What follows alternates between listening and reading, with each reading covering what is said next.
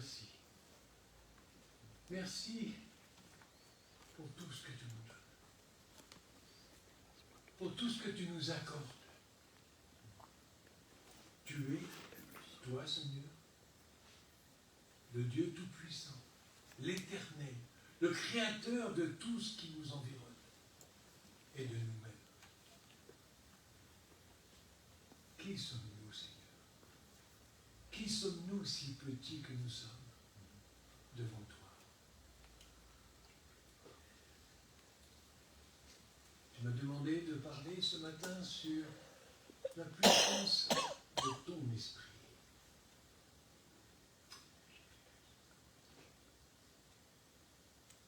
Ça peut paraître vague, parce qu'en fait, la puissance du Saint-Esprit, mais où, quand, comment? Dans ma vie, dans ta vie, dans notre vie, dans la vie de l'Église, dans le monde qui nous entoure. Il est partout, il est présent. J'ai beaucoup apprécié ces chants de ce matin. Merci Seigneur. Tu fais des choses merveilleusement bien. On ne se concerte pas. On ne discute pas avant pour savoir qu'est-ce qui va être chanté, qu'est-ce qui va être... Non, non, non. Mais chaque fois, ton esprit agit. Et tous les chants choisis collent avec tout ce que tu as préparé. Tout ce que tu as à nous dire. On n'a pas besoin d'essayer de programmer, de faire nos chants, de faire le message en fonction du chant ou l'inverse. Non, parce que tu le fais très bien, Seigneur. Merci. Merci pour tout. Dans le premier chant, tu as parlé de la paix, de la joie et de l'amour. C'est bien ce qui nous manque le plus actuellement dans ce monde. Les uns comme les autres. Paix pour toi. Ça, c'est une phrase que je veux reprendre encore. Et me dire à tous, Internet est présent dans la salle. Paix pour toi. Que ce matin, la parole que Dieu nous donne soit un message de paix, de joie, d'amour, de puissance. C'est vrai, là, quand on parle de la puissance, il y a beaucoup de gens aujourd'hui qui cherchent dans l'Église en particulier la puissance. Une puissance du Saint-Esprit, une puissance de guérison. Non, non, non. Non, non. Erreur. C'est sa puissance. C'est la puissance du Saint-Esprit, c'est la puissance de Jésus qui est venu, on vient de le dire, mourir pour nous. Pour moi aussi.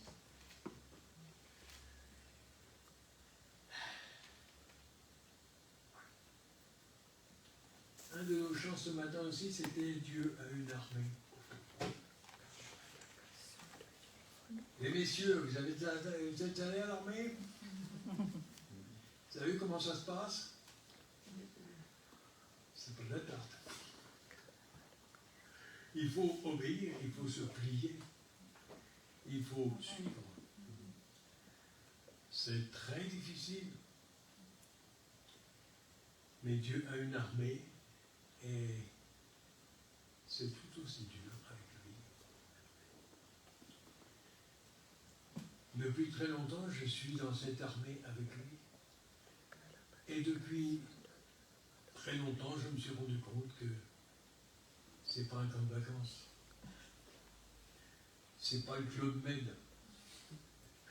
On est bien loin. Il y a des difficultés. Merci, Seigneur.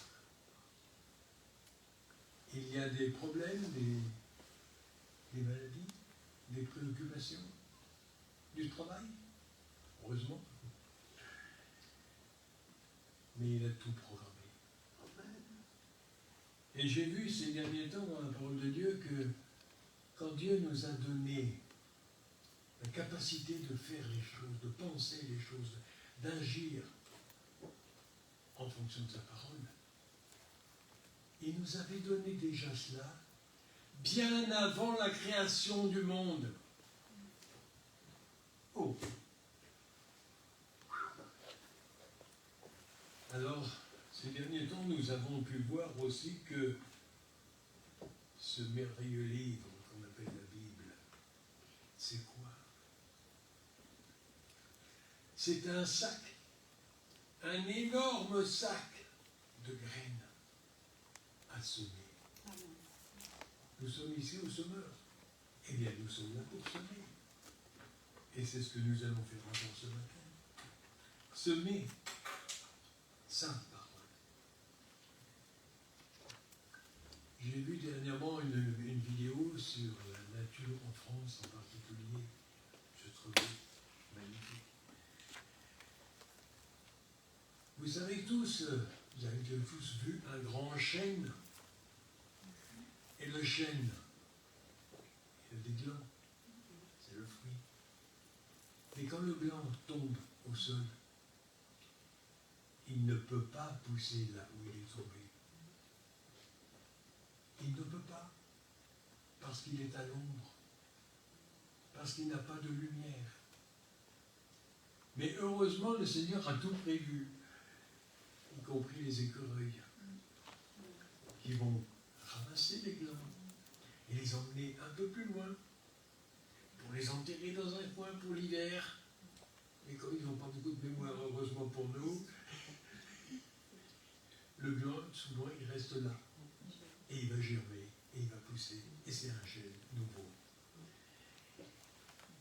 Merci Seigneur, tu as tout prévu. Mais absolument tout. Les uns comptent sur les autres. Nous comptons sur les écureuils pour monter une forêt de chênes. Pas seulement un chêne ici ou là, non. Une forêt entière. Et ici, dans les Vosges, on en a beaucoup. Les chênes, ça ne manque pas. Les sapins non plus.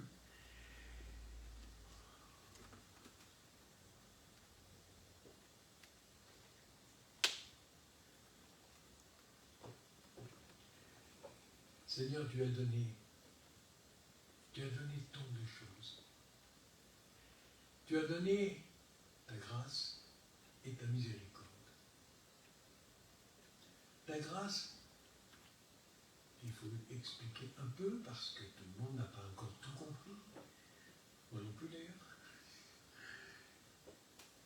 La grâce, c'est tout ce qu'il nous donne et que nous n'avons pas mérité. Tout ce que nous ne ferons jamais, quoi que ce soit, pour le mériter.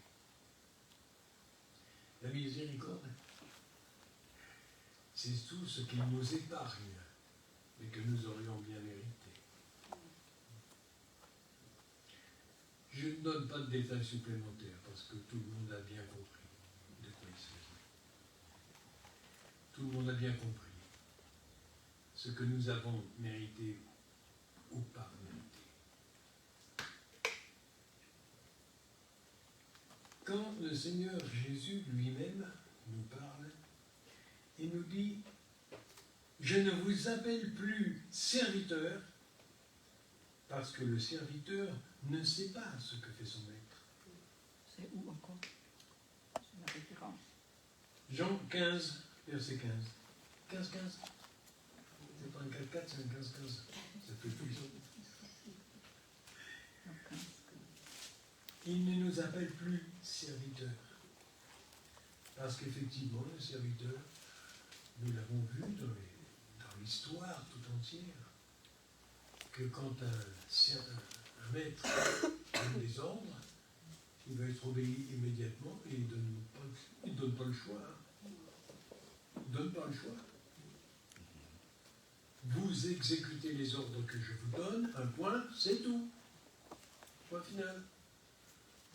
Mais le Seigneur, lui, non seulement il nous donne des ordres aussi, bien sûr, puisque nous sommes ses serviteurs, mais je vous ai appelé amis. parce que je vous ai fait connaître tout ce que j'ai appris de mon Père. Tout ce qu'il a appris de son Père, d'où il est venu, il nous le donne.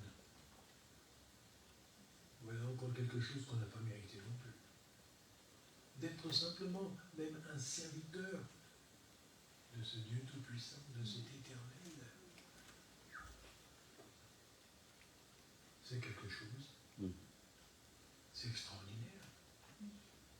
Mais combien parmi nous, surtout parmi nous dans l'Église, combien ont bien compris, si peu que nous sommes, il nous donne. Nous n'avons rien mérité, mais il nous donne. Il ne nous vend pas, il nous donne. Et il nous a donné des capacités, des possibilités, des dons, comme on appelle ça aussi. Des dons extraordinaires.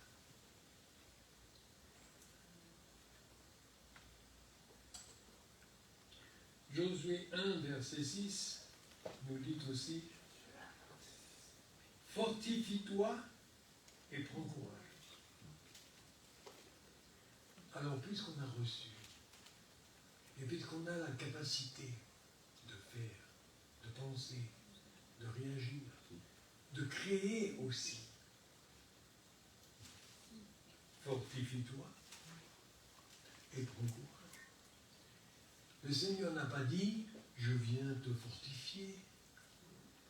Il y a ceux qui le font, ça on le sait. Parce que sans lui, on ne ferait pas grand-chose de plus. Et même peut-être moins.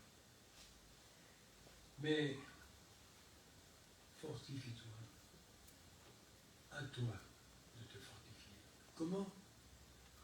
En écoutant la parole, en la mettant en pratique, en la semant autour de toi. C'est là que le fruit va venir. C'est comme le chêne. Amen. Si ton gland il tombe au pied, il ne poussera pas. Mais si tu l'envoies ailleurs, là, tu n'as pas besoin des écureuils. Hein? Tu envoies autour de toi. Par des paroles, par des actes. Pourquoi les actes et les pensées? Eh bien parce que quand Moïse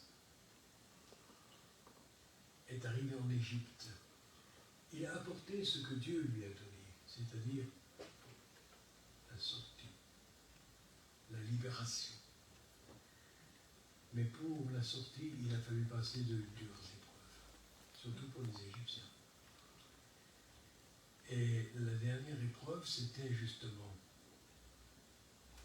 le sang sur les linteaux et sur les montants des portes.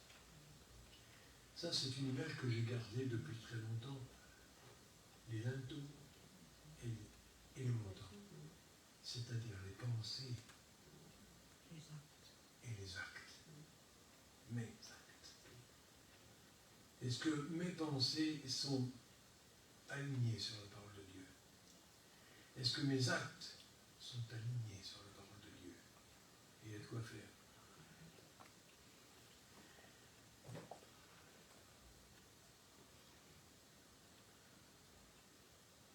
Fortifie-toi et prends courage.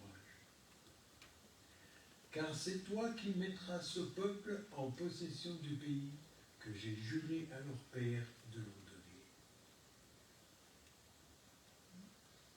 Une promesse parmi tant d'autres. Combien y a-t-il de promesses dans la parole de Dieu? Pour toi, pour moi, pour nous, pour l'Église tout entière, pour le monde entier. Alors certains disent 3 jours, d'autres disent beaucoup plus. Moi, depuis des années que je suis dans la parole de Dieu, je n'ai pas pu les compter. Il y en a trop. J'arrive pas à les compter. Elles sont innombrables. Mais une chose est certaine, et ça me réjouit, c'est que chacune de ces promesses, il l'accomplit. Certaines sont déjà accomplies, d'autres sont à venir. Ok. Le fait de me guérir, de m'entretenir, de me fortifier, il l'avait déjà promis depuis longtemps. Et il l'a accompli. Amen. Vous en voulez une preuve? Je suis là ce matin. Amen. Amen. Gloire à Dieu. Je suis là ce matin parce que ces derniers temps, je suis passé par le billard, comme on appelle ça, salle d'opération, problème cardiaque. Ok. Mais tout a été réparé. Amen. Et le Seigneur a bien conduit toutes choses. Premièrement, il m'a donné une assurance, une tranquillité. Voilà. Comme dans un rêve. Comme dans une nuit de sommeil tranquille. Tout se passe bien. En 3 jours seulement. Enlevé. Magnifique. Et aujourd'hui, je suis en bonne et pleine forme. Amen. Merci Seigneur. Alléluia. Tu as tout réparé. Tout ce qui était en désordre, tu as tout remis en place. Le chirurgien a fait sa part, mais toi tu as fait la tienne. Et elle est plus importante. Je ne sais pas si j'ai récupéré, comme j'ai dit à mon chirurgien, une quinzaine d'années, peut-être que 10, je ne sais pas. Je les compterai plus tard. J'ai tout le temps. Mais une chose est sûre, c'est que j'en ai récupéré un paquet. J'en ai récupéré un paquet parce que même ma fille m'a dit hier même, papa, on ne te donne pas du tout ton âge. Oh ben, ça fait du bien ça. Ça fait plaisir. Amen. Ce ne sont que petits mots, une petite phrase, mais qui réjouit à l'intérieur. Ah, eh ben oui. Eh ben oui, parce que le Seigneur, lui, n'a pas le même temps que nous. J'ai eu cette nuit, la nuit qui vient de passer, un rêve. Vous avez trouvé que c'est complètement à côté, c'est pas grave. Le Seigneur sait ce qu'il fait. Et il sait donner le mot qu'il faut, là où il faut. Ce rêve, c'était simplement un milieu hospitalier dans lequel j'étais. J'ai travaillé longtemps, donc on connaît bien ce milieu. Pas de problème. Et dans cet hôpital, il y avait un bloc opératoire qui avait de grandes difficultés de carburant. Ça ne fonctionnait plus. Il y a beaucoup de choses qui ne fonctionnent pas. Il suffit d'une panne d'électricité ou d'une panne de carburant. Et il y a beaucoup de choses qui tombent. Beaucoup de choses qui sont en difficulté. Et ça, on n'a pas fini d'en voir. On verra encore. Et au cours de ce rêve, j'ai vu que on était quelques-uns dans cet hôpital à connaître Dieu. Et on se mettait dans un coin et on priait. Seigneur, c'est pas possible. Ça ne peut pas durer comme ça. Envoie-nous du secours, ton secours. Et chose bizarre, c'est que quelques heures après, un camion de 3, 4, 5 millilitres de carburant était donné, qui venait du centre de la France, quelque part n'importe où il n'avait pas prévu de venir du tout, mais il est arrivé là. Ok. Et quelque temps après, je me suis réveillé, je me suis rendormi, et je suis reparti dans le même rêve, ce qui m'arrive rarement. En général, c'est un autre. Bon. C'est comme les films, ça passe vite. Et là, j'étais dans le même système hospitalier, avec la même panne. Et je revoyais ce camion qui, on avait déjà tout siphonné. Il n'y en avait plus. Il dit, ben Seigneur, on t'a demandé, tu as donné, on te demande encore. Et encore. Aussi longtemps qu'il faudra. C'est sur toi qu'on compte. Et personne d'autre. Et peu de temps après, c'est un 22 000 litres qui est arrivé, une citerne énorme, pour venir au secours. Alors je me suis demandé, mais Seigneur, mais pourquoi tu me donnes ces images ou ce rêve? C'est une réalité peut-être, quelque part. C'est bien possible.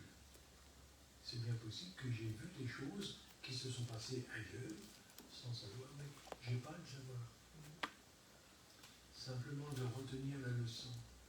Compter sur lui et sur lui seul, même pour des choses invraisemblables, des choses auxquelles on ne penserait pas. On me dit, mais c'est pas possible, il faut déjà programmer, il faut appeler tel numéro pour avoir le carburant, et encore, si on n'arrive pas à l'avoir, ainsi de suite, et les doutes, aïe, aïe, aïe. Il y en a tout de suite un paquet qui arrive. Mais le Seigneur, il dit non. Demande-moi, et je te donnerai. Ça, c'est dans sa parole aussi. Amen. C'est une de ses promesses. Demande, et je te donnerai. Mais bien sûr que je vais te donner, parce que je connais tes besoins, n'est-ce pas? Amen. Mais d'abord, demande. Commence par demander. Prier. J'ai retenu quelques notes de ces derniers temps dans nos réunions. Déjà, je vous ai livré celle-ci tout à l'heure, ce grand sac de graines. Un demi, on sait ce que c'est, un sac de graines. C'est précieux. Mais j'ai retenu aussi ces derniers temps la puissance de la prière. C'est vrai que le message est dans l'ensemble très décousu. C'est vrai. Mais le Seigneur sait à qui il parle et pourquoi. Et il sait ce qu'il fait. Et à qui il le dit. Moi, je ne connais pas tout le monde. Mais je sais une chose, c'est que le Seigneur me donne et je redistribue. Et le Seigneur fait le reste. La prière est une puissance, effectivement. Une puissance extraordinaire. Si je suis ici, à Colmar, et si je pense à une personne qui se trouve Fontenay-sous-Bois, pas loin de Paris, c'est ma famille, ma sœur Chanel, ma sœur aînée.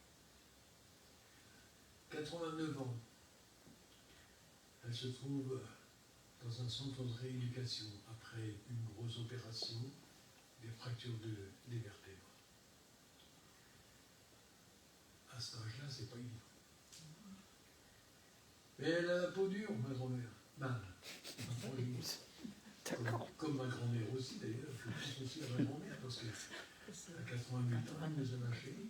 Mais elle aussi, avec une chute, des fractures et un problème de pneumo par-dessus. Pourquoi le Seigneur nous donne ces mots, ces paroles, ces pensées? Parce qu'il nous dit, mon esprit est là. Je vous l'ai donné. Il est en vous. Alors, vous tous, ici, parmi nous, vous êtes mes bien-aimés, parce que je vous aime terriblement. Vous ne pouvez pas imaginer à quel point. Et quand je prie pour l'un ou pour l'autre, ou pour l'une ou pour l'autre, ici ou là, quand je suis chez moi, et souvent la nuit, je sais que le Seigneur fait quelque chose. Amen. Je sais qu'il agit. Je sais que par son esprit, il est en train de vous insuffler une pensée, un rêve, un souci peut-être, mais la solution tout de suite.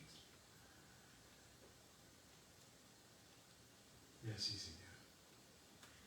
Tu nous donnes et tu nous redonnes. Mais le simple fait de, Seigneur, de recevoir de toi devrait nous faire bondir de joie, de bonheur, de paix. Une paix qu'on ne peut pas calculer, qu'on ne peut pas mesurer, que nous n'attendons pas. Pas du tout. Et pourtant, tu nous la donnes. Parce que dans ta parole, tu apportes tous les sujets possibles. Tu n'as pas de limite.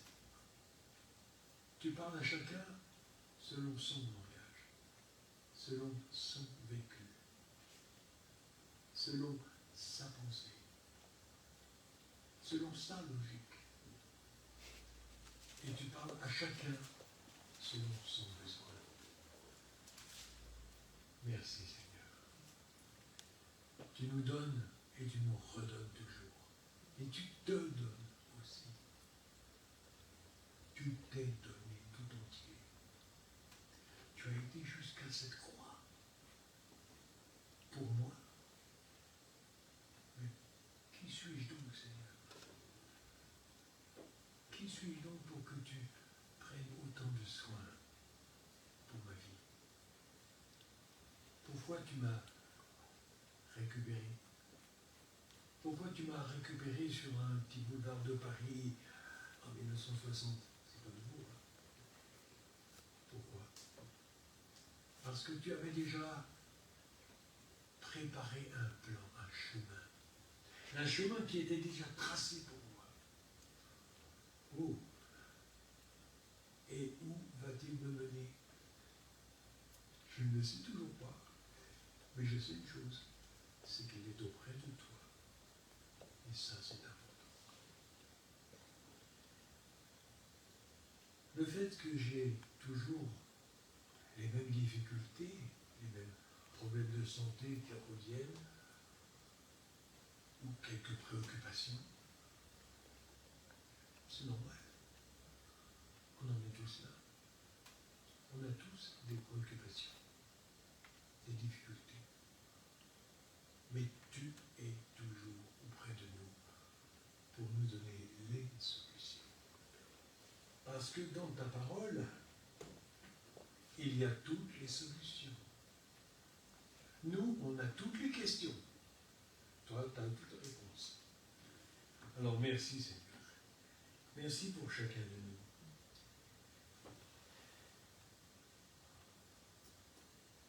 Ta parole est précieuse.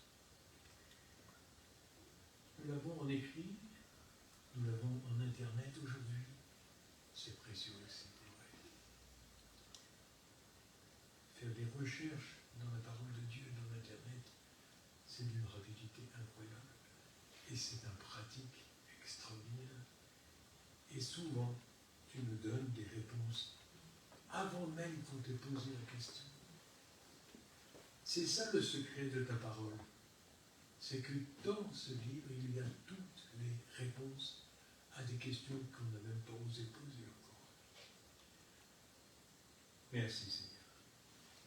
Tu nous conduis, jour après jour, nuit après nuit. Souvent, je me demande pourquoi j'ai eu, parce que je n'ai plus maintenant des difficultés de sommeil. J'en avais beaucoup ces derniers temps, depuis plusieurs mois même. Mais actuellement, je fais mes nuits tranquilles. Merci Seigneur. Mais toujours, tu me réveilles au milieu de la nuit, 2-3 heures du matin. Et tu me parles. Tu me causes. Et nous entamons un dialogue ensemble. Et plus je me sens proche de toi, de ta parole, de ta pensée, et plus je me sens en paix, heureux. Je vous le souhaite à tous aussi sur Internet. Profitez-en. Il est là. Nous l'avons chanté aussi ce matin. Il est là. Amen. Jésus est là avec nous. Ça, c'est un des grands secrets dans nos assemblées. C'est qu'il est là avec nous. Parce qu'il n'est pas seulement à nos côtés, il y a été, mais maintenant il est en nous. Amen. Et nous sommes en lui. Ça aussi, c'est une notion extraordinaire. Il est en nous et nous sommes en lui. C'est difficile à comprendre. C'est dur. Mais pourtant, c'est vrai. Et quand on s'en rend compte et quand on le sent présent, là on vit vraiment. Ça, c'est vivre. Sentir la présence de notre Dieu en nous, près de nous, chaque jour, chaque instant, de jour comme de nuit, en tout temps, en tout lieu, quelle que soit la météo. La météo qui nous joue beaucoup de tours encore en ce moment, mais Seigneur, merci. Parce que c'est toi qui l'as fait. Je ne la comprends pas toujours, mais je te dis merci. Il y a beaucoup de choses, Seigneur, dans ta parole que je n'ai pas compris encore, au bout de ces années. C'est pas grave. Tu continues à m'enseigner. Tu continues à me montrer le chemin que tu as tracé pour moi. Seigneur, merci parce que dans nos assemblées, dans toutes les assemblées, je ne dis pas dans notre église parce que pour moi il y a une notion spéciale, peut-être spéciale en tout cas dans certains cas. Je ne considère pas l'église en tant que local. Les murs. C'est vrai que celle-ci, elle a pris un petit coup de jaune, là. Ça fait du bien. Mais ça, c'est pas l'église. L'église, d'abord, c'est un lieu où on se retrouve ensemble pour te louer, Seigneur, pour t'adorer, pour te chanter, pour annoncer ta parole, pour annoncer ce que tu nous donnes, même si on n'a pas tout compris, parce que tu nous donnes le meilleur, toujours. Parce que tu es toujours tout près de nous, à l'intérieur, au cœur. Et nos cœurs sont remplis de toi. Et comme on l'a chanté aussi ce matin, nous avons une grande soif de toi. Et toujours plus. Et pour moi aussi, je vous le dis, j'ai toujours une soif impossible à étancher de sa parole, de la connaissance de sa parole et de la mise en pratique de sa parole, de ma vie. Ça, c'est important. Connaître la parole de Dieu. Il y a des tas de professeurs de théologie qui sont très forts, qui connaissent beaucoup mieux que moi la parole de Dieu, qui peuvent vous réciter des livres entiers. Je ne parle pas du Coran, parce que le Coran, les musulmans, ils le connaissent par cœur, d'un bout à l'autre. Ça peut le faire. On n'a pas réussi à en faire autant avec la Bible. Pas encore. Mais une chose est sûre, c'est que ta parole est vivante. Elle agit. Quand nous commençons dans ta parole, nous voyons que tu as dit, Seigneur, et que la chose a existé. Ça doit nous suffire pour commencer. Ça doit nous suffire pour bien comprendre que tu as mis ta parole par écrit, et d'autres, pour nous la transmettre, qu'elle a traversé des siècles et des millénaires même, ou que tout le monde a voulu la détruire. Mais tu as continué à parler. Et quand tu continues à parler, tu continues à créer. Merci Seigneur. Merci pour toute ta parole. ce que tu nous dis. Merci pour ce que nous n'avons pas encore enregistré, compris, mis en application. Apprends-nous à le faire. Apprends-nous encore à faire plus, toujours plus et toujours plus nombreux pour toi, selon ce que tu nous demandes.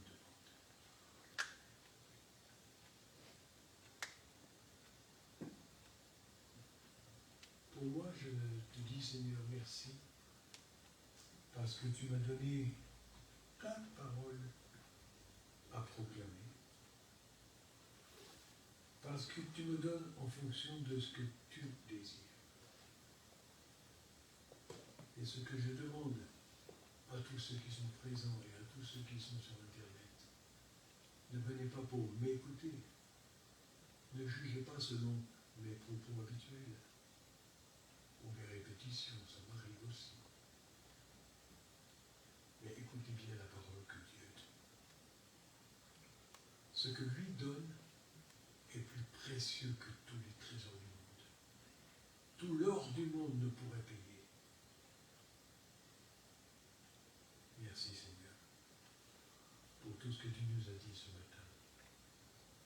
Tout ce que tu as dit à quelques-uns. Que quelques-uns ont reçu autre chose que ce que j'ai dit. Mais Seigneur, merci. Parce que tu sais à qui tu parles.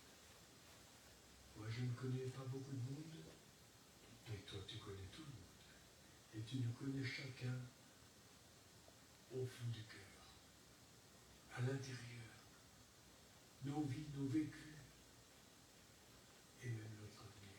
Tu connais tout ça. Alors Seigneur, merci. Gloire à ton nom pour tout ce que tu as donné ce matin et tout ce que tu donneras encore dans les jours qui viennent, dans les semaines qui viennent. Merci pour les programmes que tu prépares pour chacun de nous, pour tous. Merci pour le chemin que tu as tracé et que nous voulons suivre avec fidélité, avec amour. Merci Seigneur parce que tu nous donnes de nous aimer les uns les autres, de nous suivre, de nous soutenir, de nous supporter quelquefois. C'est vrai. Je ne suis pas toujours supportable non plus. Tu vois? C'est possible. Oui. Merci Seigneur. Le temps est venu. Et Seigneur, ton temps à toi. Il ne finit pas. Alors merci encore pour les prochains temps. Amen. Amen.